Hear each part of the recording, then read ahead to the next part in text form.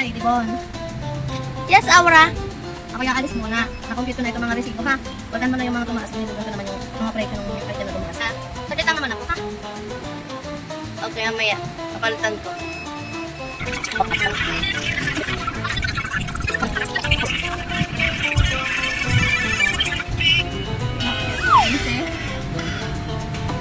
Ay, diba nakapagpalit ka na ng price?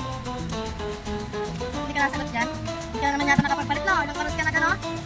3 hours ako muna dito, hindi ka nakapagpalit ng presyo? Ano? Madami bumili kasi kanina.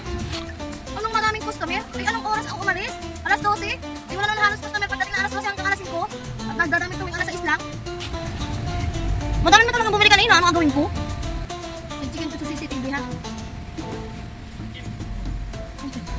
Kahit magtingin ka ng CCTV, at madami bumili kanina kaya hindi ko na napalitan yung presyo. Ay, Dibon, pumunta ka na dito. Dito. Ay, gayon.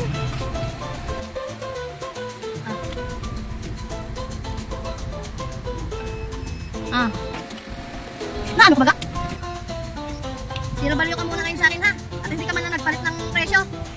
Sabi mo daming bumili. Ay, paano ba ka nagkasinungaling? Tingnan mo CCTV. Kita ko sa CCTV, ha? Nag-TikTok ka lang.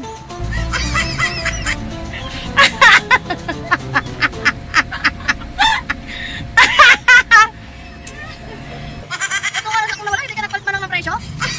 Pinapaka-loko-loko mo, ha? Hindi ka man inaano dyan? Walang iya eh.